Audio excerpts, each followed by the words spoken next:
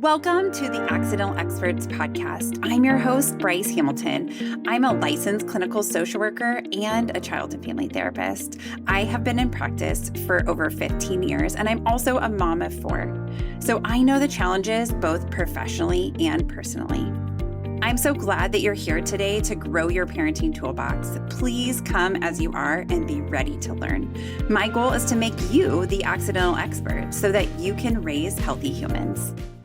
Hi, everyone. Welcome back. I'm so glad you're with us today. So we have Annah Elizabeth back with us today, and she is going to share with us about her medium experience. And also, she's an energy healer, and she's going to talk to us about the afterlife and what she knows and what she's experienced. I'm just so glad to have Annah back. With that, let's welcome Annah.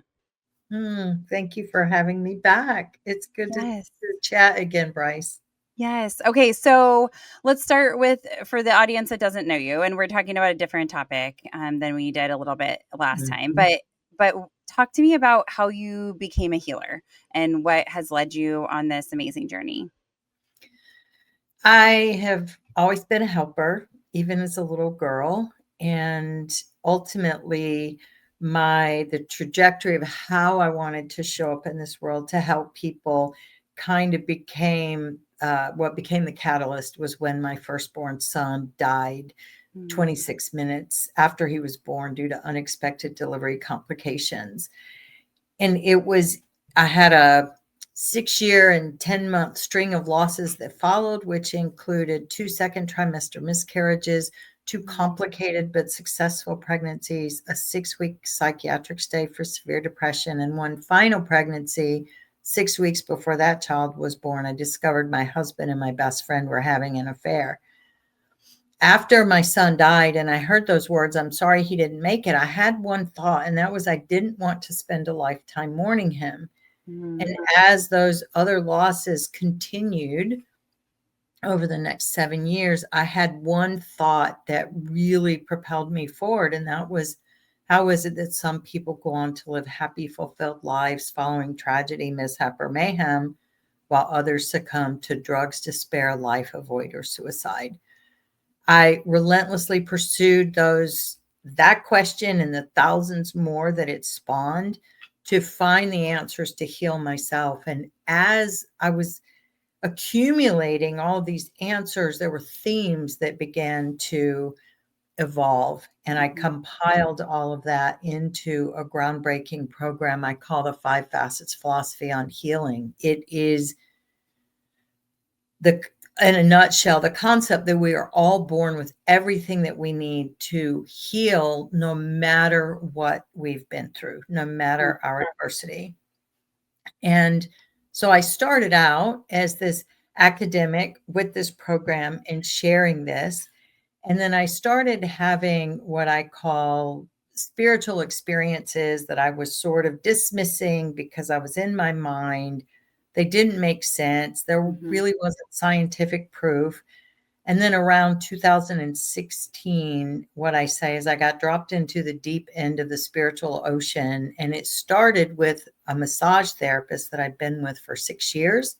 Mm-hmm. And she came in one day and said, "I'm trying this new thing. Can I practice on you?" Ultimately, what it was energy healing. It was integrated energy therapy. And so she just spent a couple minutes working with me on that. And it really, in that very first session, there was something transformative that I could not talk or analyze or dismiss away. And then she was only doing this for a couple minutes before the massage. And then within 2 to 3 sessions of this same, just a couple minutes before the massage, I actually noticed a shift in how I was navigating life. And that's because I was releasing these trauma energies. My body was releasing them.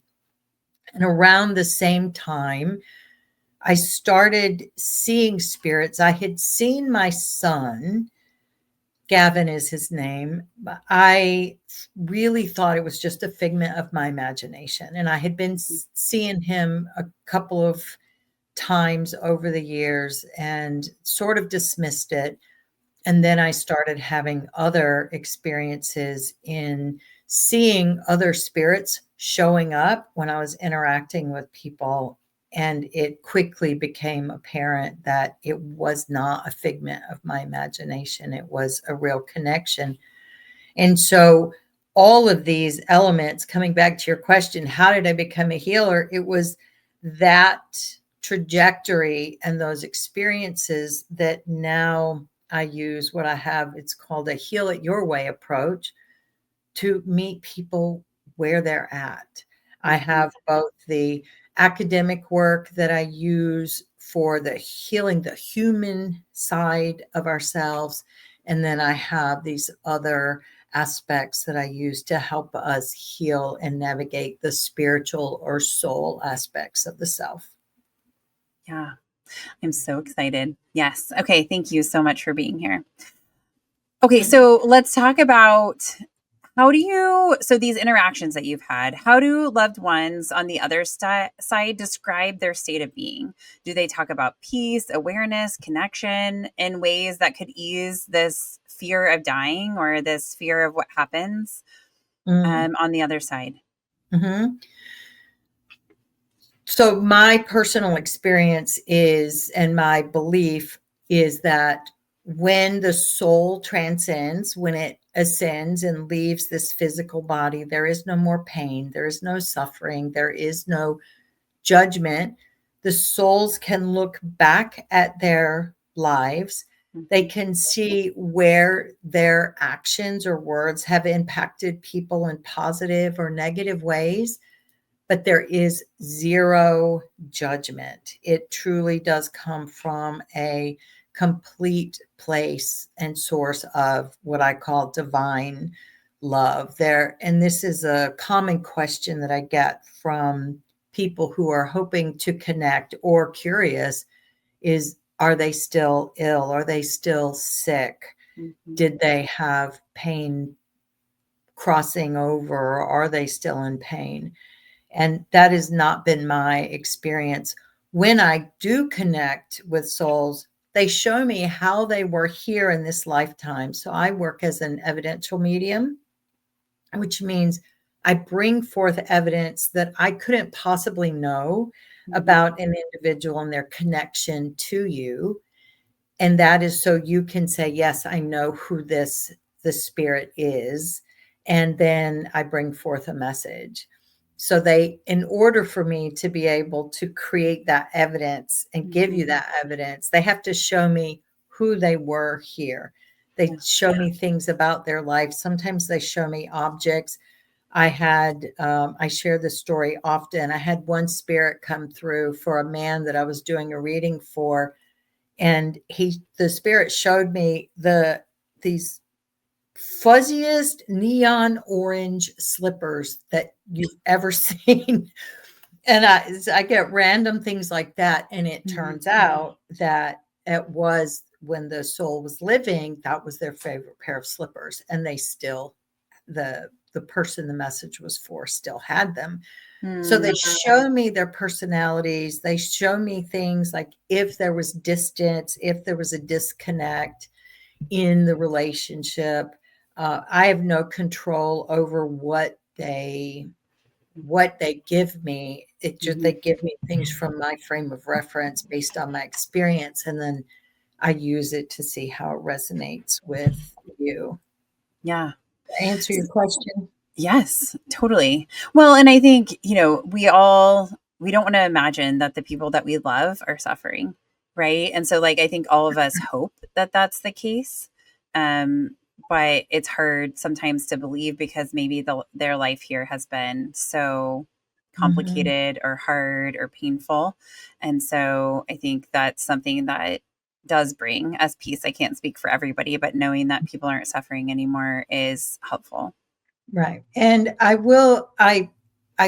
kind of want to elaborate just a little bit more, because one of the things I may have mentioned in our first discussion, this is not the gospel, me being, what I say and my experiences. I do have a very strong connection, and yet we're all different. And what is so right for one is so wrong for another. I have encountered other people who also connect, who believe that the soul continues to evolve on the other side and to atone and make amends.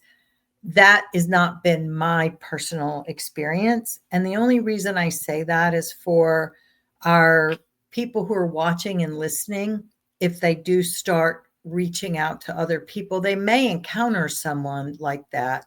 Mm-hmm. And I don't want it to create confusion for them.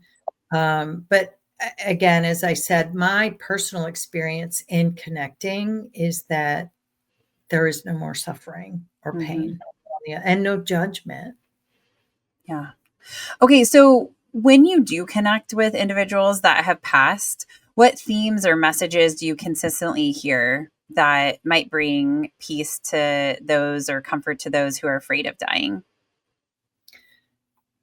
The one consistent message around that particular topic is that they are whole and there is no pain and there is no more suffering. It sort of gives that sense of peace that there are many people in the spiritual world who talk about, and humans who talk about earth being a school for the soul. And so we have lots of experiences that can be challenging for us. Sure. But on the other side, they're there to support us now as the people who are here. And so that would be the biggest message to bring comfort to the living, is that once they transition, there is no more pain, no more suffering, no more malice, no more judgment. It truly is just a place of love. And outside of that particular question around fear of death or dying, the messages that usually come forward are something that we've been needing in our life. And so the spirit who shows up, it's often random. I once had a former boss show up for a person who was sitting in front of me, and she was actually creating a business, and she didn't have a good relationship with this boss. But ultimately, the reason the boss came forward, the former supervisor, is because there were aspects of the way that she managed and ran a company that would help this woman, and that she could really elevate her business to another level by employing some of the strategies. And so it's always interesting what souls show up to support us, but they want to help. And so they come forth, any soul that can have the information to help us, as I like to say, connect dots in our life, are the ones who come forward. Okay, so something I experience in my life, like profoundly, is numbers like in repeating sequence, right? So like 1111 is something I see almost every single day. And then I'll see, 222 and 333. And I like just lots of things. Or I had this crazy experience happen, which has nothing to do with numbers, but I'm just going to tell it now. So my mom died. It will be 5 years ago in February. And we were trying to buy a new house, and it was really stressful. And an owl showed up on a night that I know that our neighbors have seen owls, but I've never seen the owl. But we were out at a different time. I had just brought my daughter home from practice, and we're sitting in the car, and an owl shows up, and it lands on this basketball goal. And I was like, oh, I was calling my daughter to come up, and I was like, look, there's an owl. And so we took a picture of it, and it's like this beautiful owl. And then it flies away, and it dropped marigolds in the driveway.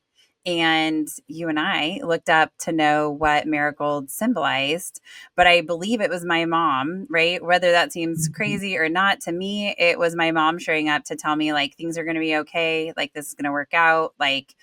And so I see signs a lot. Do you think, I mean, is that real, or have I lost my mind? Nope. no, you're definitely not alone in that. And so there are different ways the spirit world. Now, the spirit world consists of our deceased loved ones. It consists of angels. Yeah. This is my understanding of angels. It's not my real field of expertise, but true angels, we say oftentimes we refer to our deceased loved ones as angels. Mm-hmm. From my understanding, a true angel is a being that is not born on earth. It's never lived here on earth. So we have the deceased souls, we have then the angels, and we have other, if you believe in other types of dimensions and realms, those spiritual beings as well. And so they all want to help us here on earth. They want to help us live what our soul came here to learn, to have the best life that we can. And so those signs and synchronicities are huge.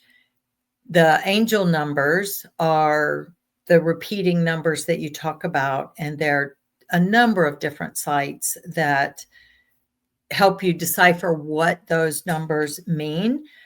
That's how they communicate with me the most, is through numbers. I went to school in college.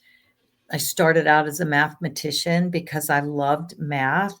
And after being in one semester, I was like, oh dear, mathematicians are unto a plane all unto themselves. And I'm not a part of that plane. And then it was many years later when I started entering this spiritual world, I learned about angel numbers. I was like, oh, that was my fascination with numbers. I just didn't know the other at the time. So, two sites that are really helpful. The one that I use the most is Joanne Scribes, and she has this massive database of angel numbers and what they mean. And usually they mean more than one thing, but you can isolate what is representative of what's going on in your life right now. And another one is Kyle Gray out of the UK. He does a lot with angels as well, and angel numbers. So feathers are a big one for many people. So birds, I do see a lot of birds. So hawks connect with me. When I see a hawk, I know that whatever I'm working on in my life, that's the hawk stepping forward to sort of give me an answer, point me in a direction. And when you see signs like that, one of the most helpful things is to ask yourself, what were you just thinking about before you saw the sign? Because most often, not always, but generally speaking, there's a correlation there. And pennies are another one. Many people would be familiar with the pennies from heaven. Those are What are the we going to most. do now that they've canceled the pennies? No, don't tell me. They seriously canceled pennies. I did not know that. I had not heard that yet. So yeah, well, it'll be. So I associate with Gavin dimes, and there's a whole story around that. So fortunately, they haven't canceled dimes. Yes. And so, it could be something else. Yeah. Birds, butterflies are huge. Butterflies are very common. Dragonflies are also very common. Cardinals in particular. But again, it can be anything. Like you said, the owl and the marigold flowers. There's usually some link that is relevant to you, to the individual. Yeah. Yeah. That was so profound. So thank you for talking on that topic. Because I think other people, I'll say, I had a patient who I can't remember what exactly brought it up, but she was saying, I keep seeing 1111. And I was like, oh my gosh. Right. And so then when she sees it, she'll text me a picture of seeing 1111. And I think, for a lot of people, it's just a sign that like we're not alone, right? And there's people looking out for us, and there's bigger things. But I have looked at different sites to give more information. I feel like it's really helpful for me, but I think it's also because we don't generally come to this world, like our families aren't maybe as open to this idea or don't know about this, or and so it feels clumsy maybe, or like we're uncertain as to what to do with the information. Mm-hmm. And so yeah, I think it's hard to make sense, but then it's also like, why do I keep seeing 1111, or why do I keep, right? And so I think there are days where I've literally seen every number, like 111, 222, and I'm not looking for it. It just is like I randomly look at the clock or a receipt or whatever, and it's like, oh my gosh, there is another number. So knowing that I'm not just making it up. Yeah, no, an hour before we started this call, I had to run an errand, and I saw 4 sevens. I was gone. Where I had to go was 5 minutes away, if that. I saw 4 sevens on a license plate, 4 8s on a license Whoa. plate. And one of my friends, she jokes with me because she's like, you can't marry numbers, but I saw 3883.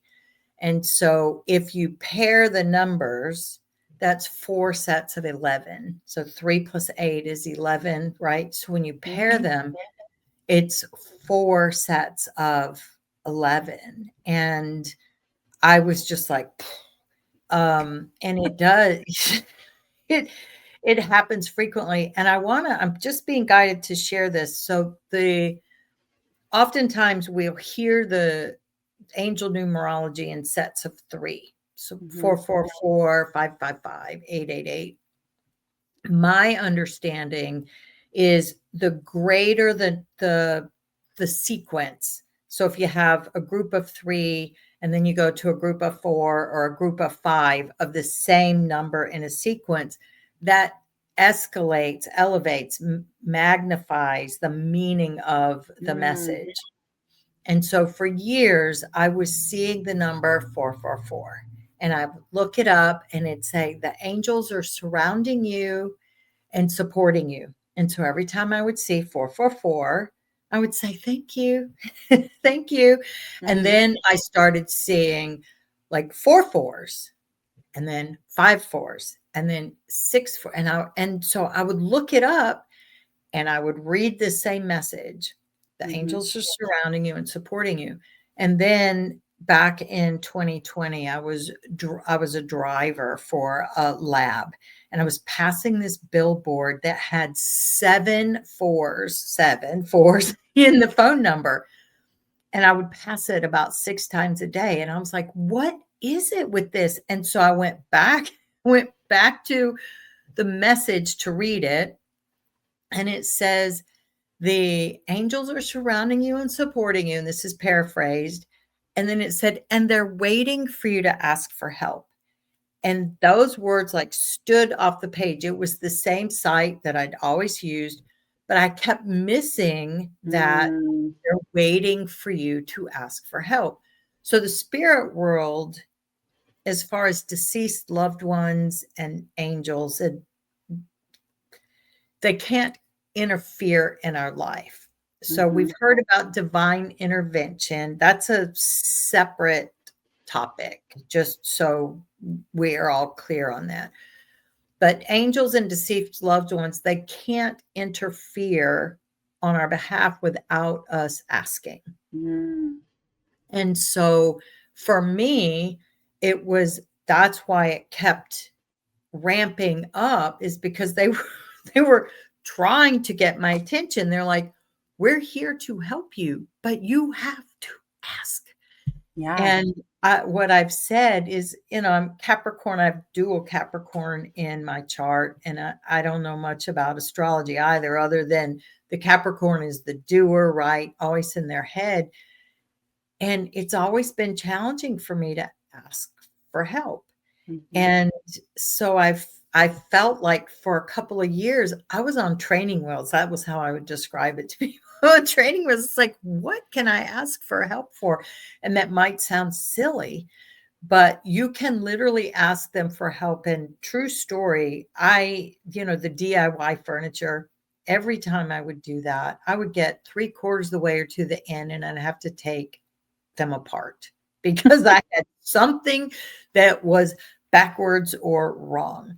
And so one day, this was probably 3 years ago, I sat down to put together a cabinet, and I was like, oh, I'm looking at the schematic. And then it was like, oh, I can ask for help. And so I did. I said, please help me put this together the right way the first time so that I don't have to take it apart when I get to the end.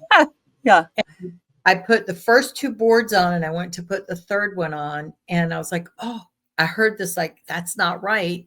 So I shifted the second board and then went on, and I put the thing together without another mistake.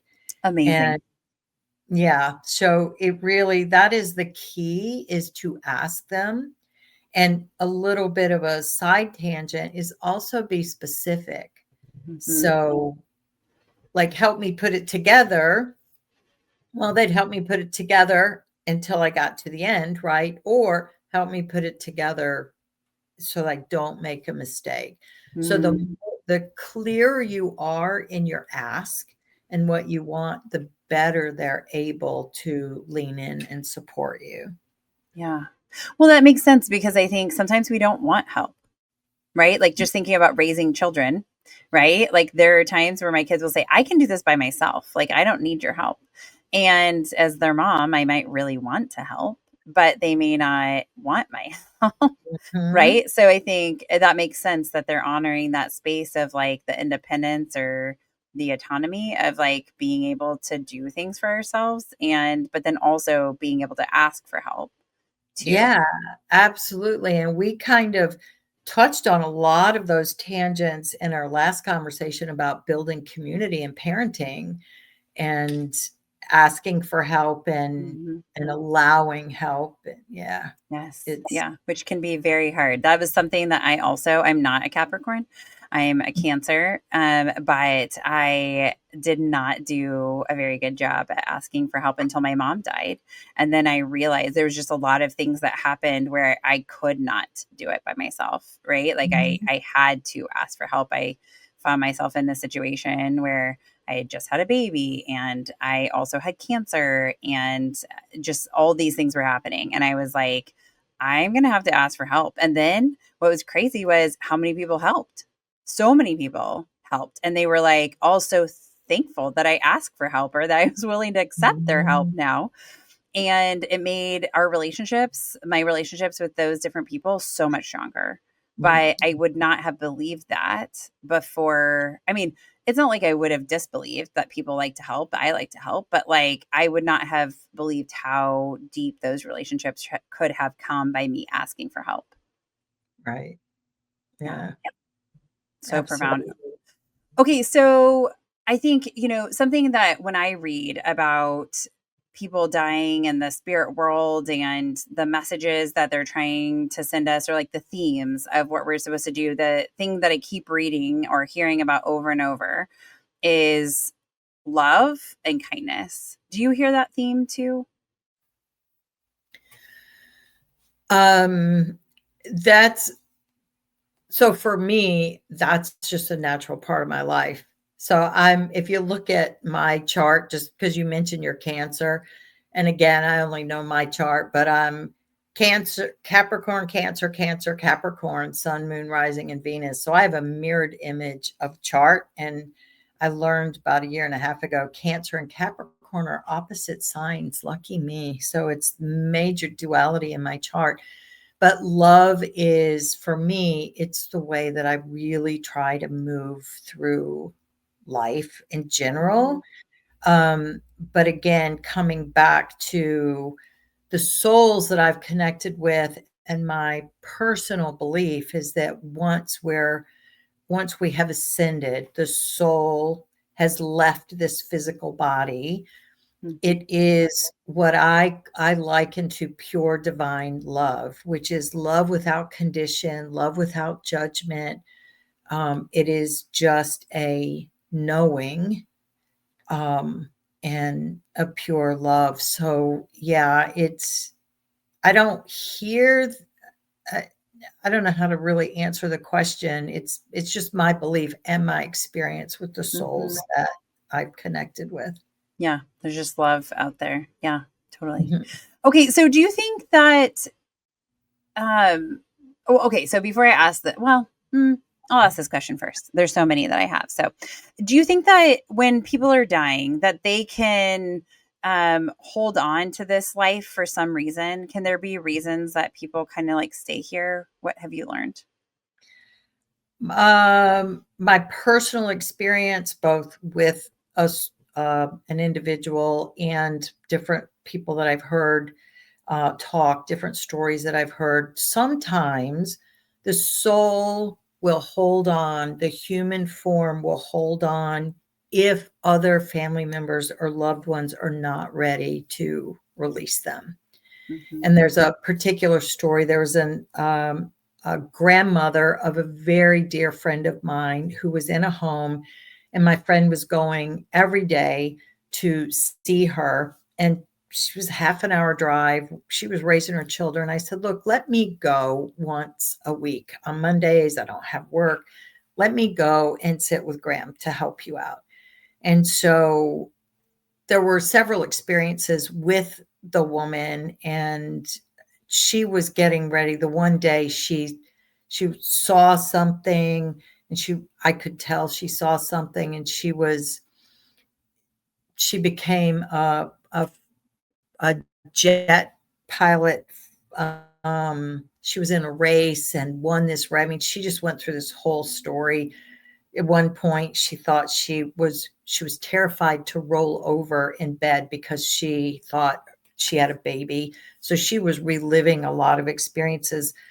But long story short, this one particular day, when I know she saw spirit, so I believe that there was somebody there waiting for her. She saw the spirit world and connected. And right after I left, and this was unbeknownst to me, right after I left, she went into distress.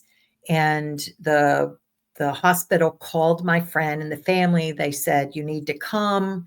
We think, she's dying. And so they all raced. And my friend shared this with me later. She was like, I don't want this to be dramatic, but threw herself basically on her grandmother and said, don't leave me. Don't leave me. You can't die. Don't leave me. And the woman lived. And then it was a few weeks later, I'd gone to visit again. And I think that was the day she became the jet fighter pilot. And my friend called me the next day and said, I just want to let you know, Grandma died. But she said, something tells me you already know that. But I had said to my friend the first time when she told me that, I said, do you think that you are keeping her here? Mm. And she hadn't thought about that. And she finally did. It gave her pause to think about that. And she did release her. And oftentimes I've heard countless stories of people who've said, I was at the hospital for weeks, hours, days. I didn't leave their side. I didn't shower. I didn't go to lunch. And I left for 5 minutes to take a shower, and the loved one died. And so sometimes they will hold on for us. Sometimes, and this is a little bit of a side, but they will leave when certain individuals aren't in the room. Sometimes that's because the spirit believes that witnessing the death will be more traumatic for the individual than reconciling the fact that it happened when they left. There really is no one size fits all answer for that. But yeah, they will sometimes, and sometimes the soul will hold on. Am I speaking properly? The soul will hold on based on something that the human is still trying to reconcile. But in my personal experience, with people over the years, it's more often than not that another human isn't ready to let them go. Mm-hmm. Well, and that kind of happened with my husband's grandmother. We were all there, but his sister hadn't arrived yet, and so it was like she was waiting for her to get Mm-hmm. there, and then it was like as soon as she got there, then it was like permission for her to go, and I think we all had said like it's okay for you to go, right? Like we had Mm-hmm. verbalized that to her, and so she was the last one waiting for it Yes, seems and the permission. Yeah. yep, and thank you for bringing that up, because that is also sometimes the case too, and how each person navigates that, right? So we all hear Mhm. the stories, and somebody may say, I was rushing to get there, they died before I got there, why didn't they wait for me? Or the gratitude of, I'm glad they waited for me. And again, the soul has its own reasons. Mhm. And yeah, so that's also one of the things that happens as well. Yeah. Okay, so I think you kind of touched on this a little bit, but do you think that in your experience when people their soul ascends, right? So when people die, do you think that we're alone in the end, or do you think we're met by people? What experience or things have you heard about people transitioning in terms of who's there to greet us, or is it something by yourselves? I don't have any personal experience with that myself, but I have heard countless people, and going back to the situation with the grandmother, I'm convinced that she actually saw, so there were spirits waiting for her. And I've Hmm. heard many, many, many stories of right before the soul transitions. And there are actually a number of like death and dying studies and stories.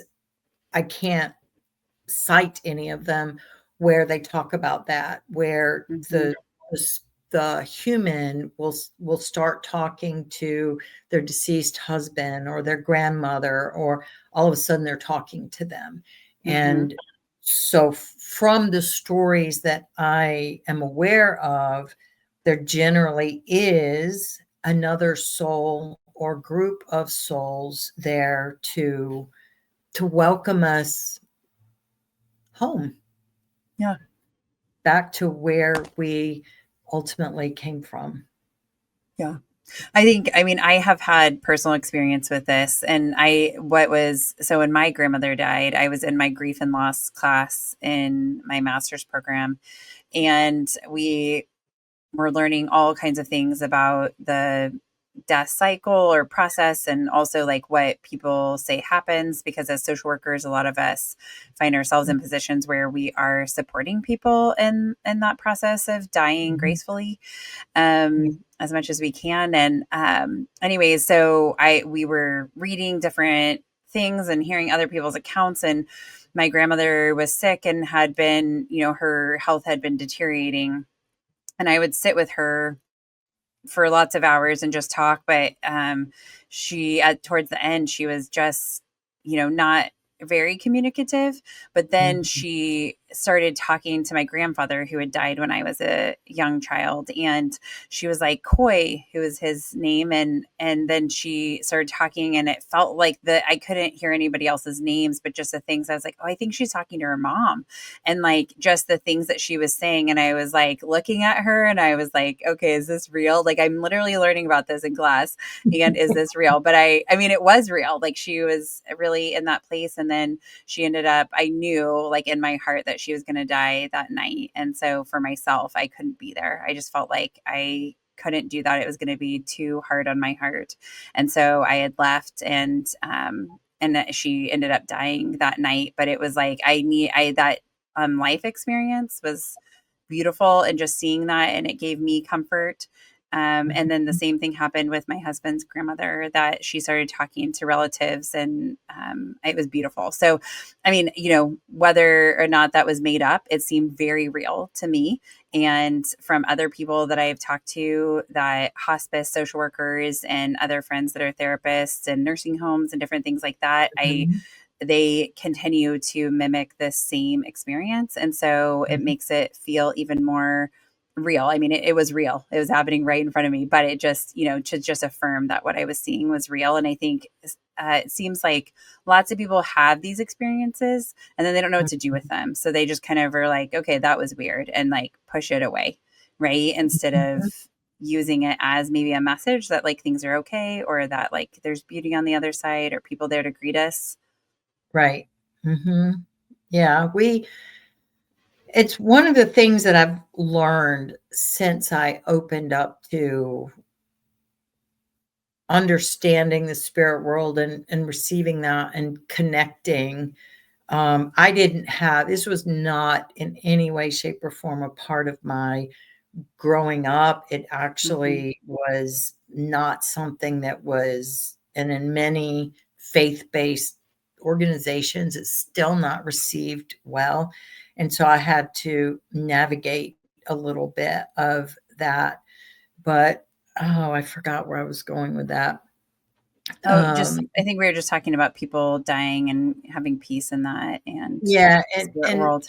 oh, we're never, yeah. So what I learned is, thank you, we're never really alone. Mm, It's just we're not, oftentimes we're not conscious of the spiritual world that is around and supporting us. And when unless I'm actually working, what so in the energy field, energy therapy, and the mediumship world, it's, we call it when we're working, and mhm, there's a process for opening to those energies. When I'm not working, all of that is closed down for me. So right now I'm oblivious to any mhm, spiritual presence that is around me. mhm, And that said, I think that's true for many of us, right? If we're not aware of our ability to connect, it can feel like we truly are alone when we're in a mhm, space. And yet there is always a presence supporting us. mm. I love that sentiment. I just like knowing that people are around and supporting me and my journey, and everybody in their journey. Mhm. Can you share an experience or a message that you have received that has really profoundly impacted you or changed your own understanding of either death or the world or life?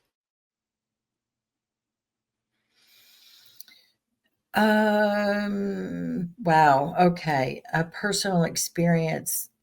The probably the first most important one was the connection to my son, Mm, and recognizing that it wasn't a figment of my imagination. It it helped me to know that that he's okay. And actually, once I did really lean into what all of this means, there's something called a soul contract. And so, souls, before coming to earth, for those who believe in such things, souls sometimes will make a contract or decide to do some work together. And what mhm, I discovered is that Gavin is, he and I actually had a soul contract to do this work together, mm, and him from the other side of the veil, as it's called, and me from this side. And I remember in my academic brain, when I was pulling together this program, the Five Facets Philosophy on Healing, and all of this was coming together, and I was asking more questions about how people could apply it to their lives. There was, growing up, I didn't think I was a smart person. I have a brother who's probably Mensa. I mean, he went to one of the first magnet schools in Raleigh at the time. And so I just never thought I was smart. And as all this was coming together, I thought, wow, maybe I am kind of smart. And one day I got a critical piece of this program that came out of nowhere. I wasn't thinking about it. It literally came out of nowhere. And I remember thinking at that time, this is coming through me. It's not coming from me. And it would be many years later until 2016 when I could no longer, as I said earlier, I could no longer deny what was happening. I couldn't just talk it away. And so I do believe that that was actually him partnering with me. He was, for lack of a better expression, whispering in my ear. He was giving me the inspiration and feeding me information from the other side, leading me to resources and things that resonated that I could apply. So that probably is the most profound personal experience. The second really is bringing messages to people who really need to know that their loved ones aren't suffering anymore. Mm-hmm. And I've had so many of those. And because I have a son who has died, oftentimes children will show up, and I've just had the privilege and the honor of validating for so many people, including parents, that their children are still with them in a different form and bringing them some peace of mind. Those really are probably the two biggest. It's just an honor. I don't know how else to say it. It truly is an honor. Yeah. Okay. So I'm thinking about people who are like, okay, I want to connect with somebody that I love who has died. What is I think there are people out there who are really doing the work that you're doing and have good intentions and have the knowledge. And then I think maybe there are people out there, just like in any profession, who maybe don't have as good of intention, or maybe who don't know things or whatever it is. How do you find somebody that is doing this for the right reasons or has valid data? The first thing I would say is word of mouth is always a really good reference. There are different types of mediumship, and this is kind of a whole nother conversation. There's psychic abilities, which is the psychic ability is connecting to the broader world of what's happening on the other side. Mediumship is actually communicating with souls. So sometimes you will hear mediums call themselves a psychic medium. So not all psychics are mediums, but all mediums have psychic abilities, if that makes sense. Yes. Word of mouth is really your best frame of reference, looking at reviews for people, understanding kind of what it is that you want. And not all mediums and psychics are the same. We all have different ways that we approach readings. Some mediums will give information sort of at large. It's not that they're not accurate. It's just, for me as an evidential medium, it's really important for me in that sort of line of work to make sure that the person I'm working with can 100% identify the spirit before I bring forth a message. One of the other things that is quite common is if you have a medium that's asking you a ton of questions, what that can do is dilute the credibility of the profession in general. If you have somebody who's asking you a lot of questions and not giving you information that you can validate, that is a potential red flag. And again, I want to tread very carefully on that, because again, there's so many different ways people approach it where they're still credible. From my personal perspective, allowing the medium to give you as much information without you, they call it feeding the medium. So if you were to say, my grandma died when she was 78 and she had cancer and blah, blah, blah, blah. So I want to connect with her. Well, now you've given me everything. It makes it a little more challenging than to come up with unique information to validate that's who it is. So that would be one of my biggest suggestions as far as finding somebody credible and understanding who you're working with, is allow the reader to provide you with as much information as possible. You want to work with them, so you don't want to be somebody who's like, nope, nope, nope, nope. Because as I said, for me and for all of us, things come, messages and information comes to us from our frame of reference based on our experience. And so sometimes, like, I'll see an ocean and the spirits, how it all comes together is different. But you see an ocean, it's like, okay, is water important? Was water important, or the beach, or and then you would say yes or no, or did they live near the beach or on the beach?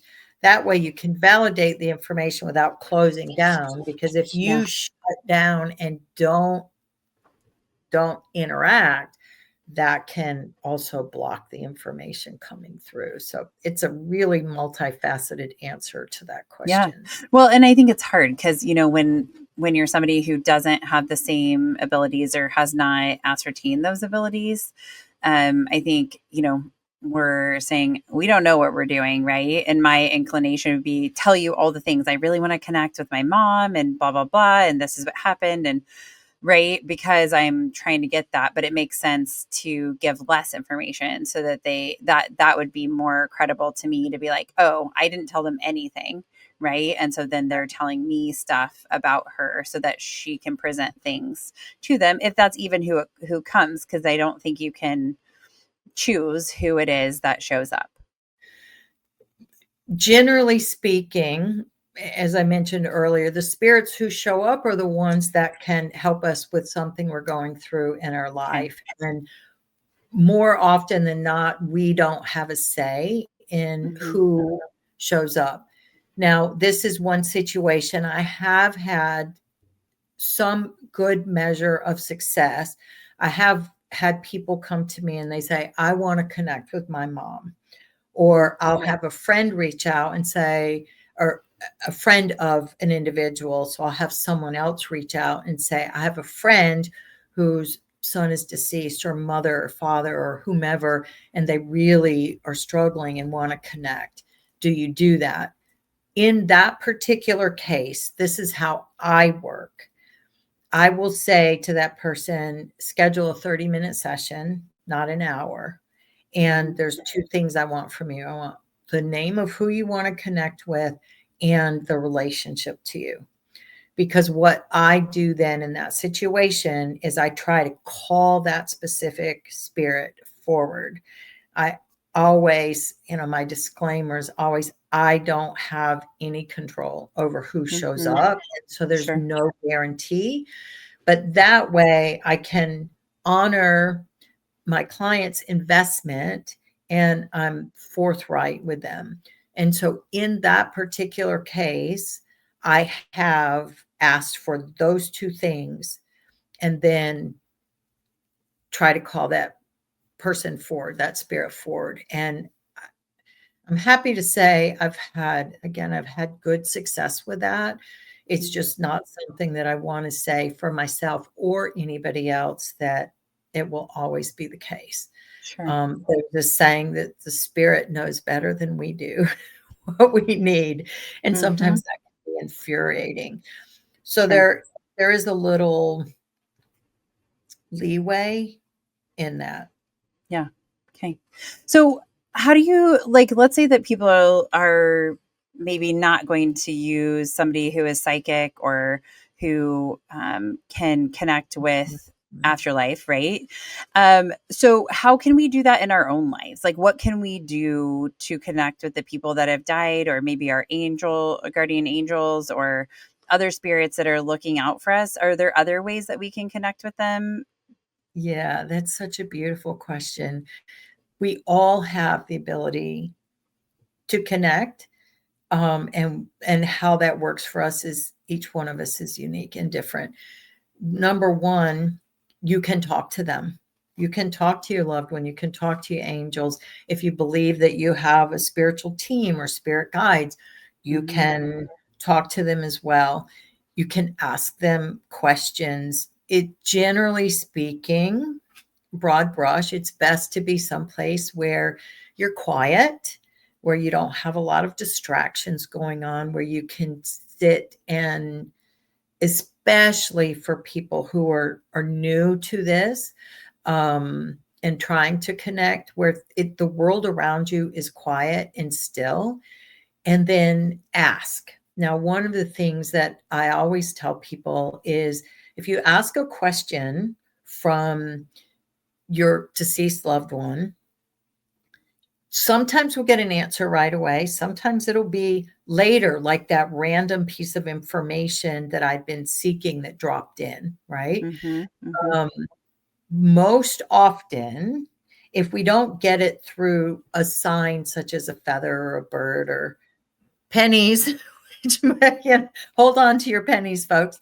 Um, if if it's not through something like that, sometimes we'll all of a sudden we'll hear an answer, we'll get an answer, we'll hear it, but it will, most often it appears in our voice, because our voice is the one that we know in our head. And Mm-hmm. that's where a lot of times, myself included, I would discount that I was getting a reply, because it's like, well, that's my voice, so it's just my imagination.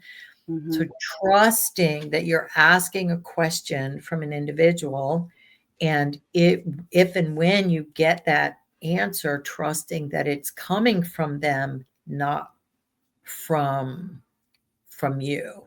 Mm-hmm. Um, and then, you can ask at any point in time. You don't have to always be still. You could be in your car and just say, hey, angels, surround and protect my car, or angels, help me get to where I'm going on time. And that's common for me. It's like, help me get to where I'm going on time with plenty of time to spare. And because don't I'm somebody who tries to get in as much as I can before I have to leave, to squeeze every minute out of the day. And so, yeah, you can ask anywhere at any time.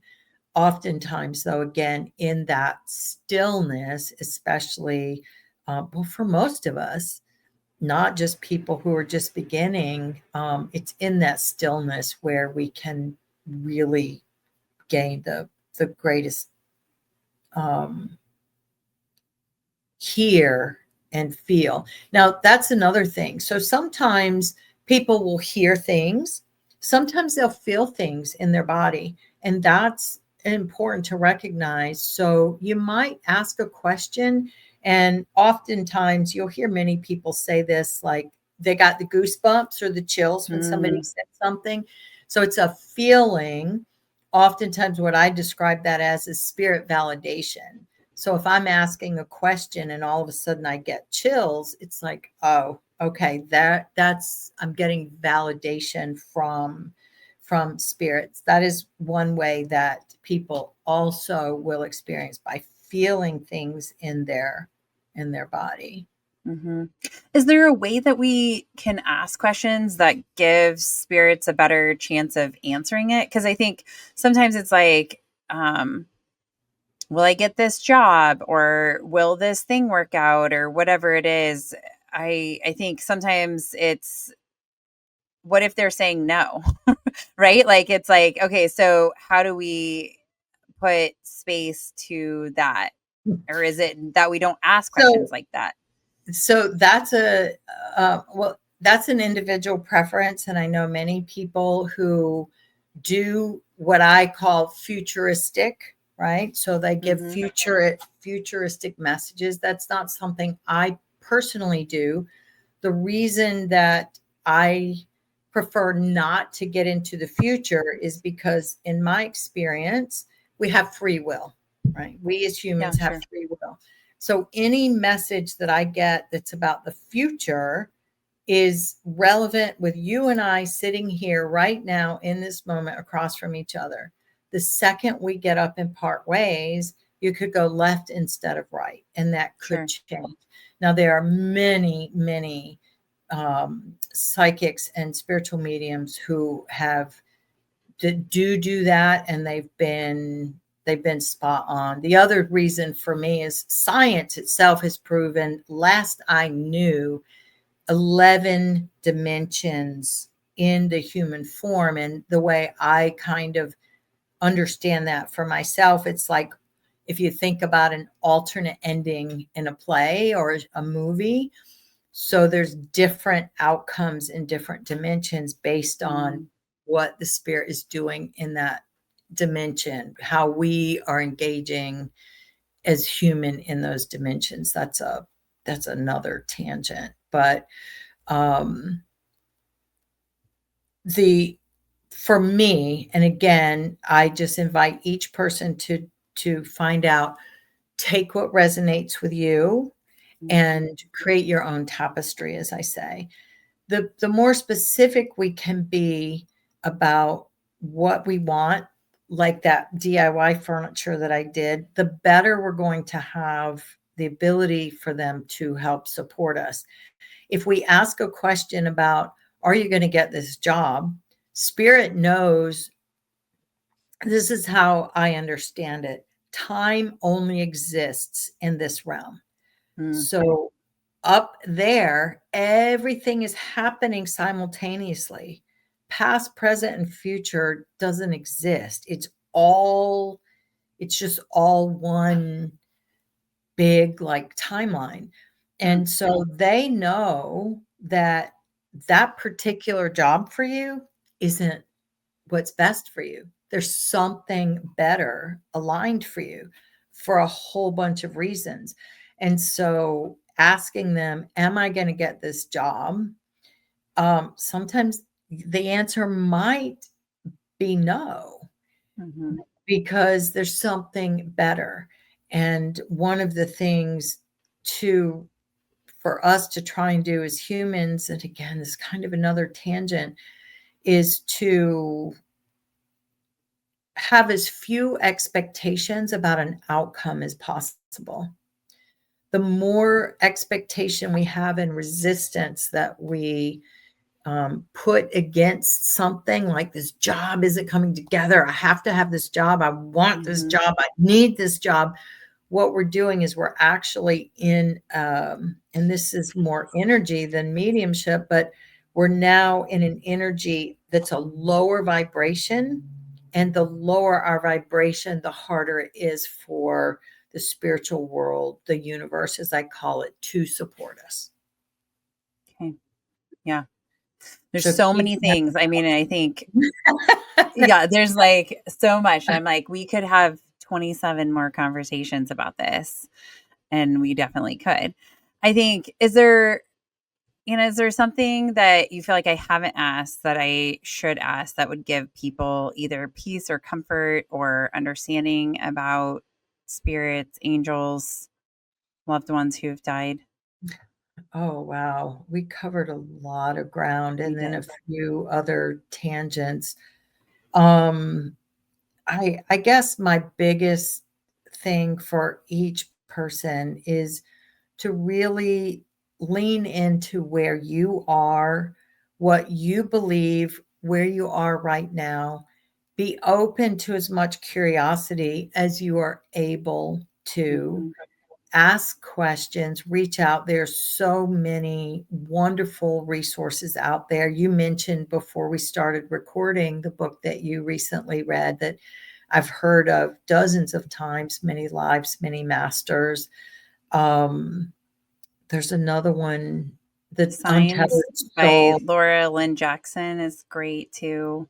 That Kyle Gray has tons of work. His work is mostly in angels, but there's just a wealth of resources out there. And again, what is right for you might not be for someone else. And so listen to what you believe, because our soul knows. Our individual, my soul, Anna's soul knows why I'm here, what I have set out to do with my time here. The challenge for the human then is to get out of our own way, right? Yes, so true. So to speak.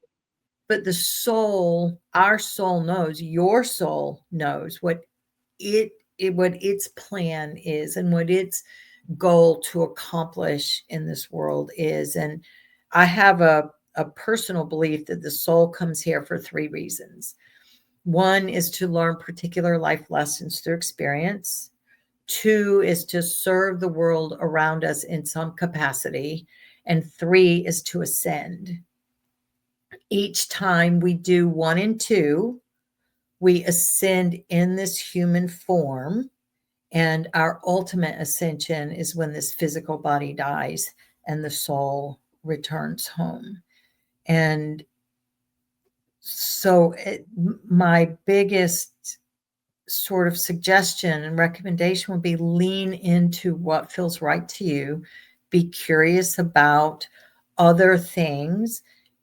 Trust where you're guided. You might hear, and this is a key, if you see those numbers over and over and over again, like now I'm seeing 7 4s, lean into that and explore it.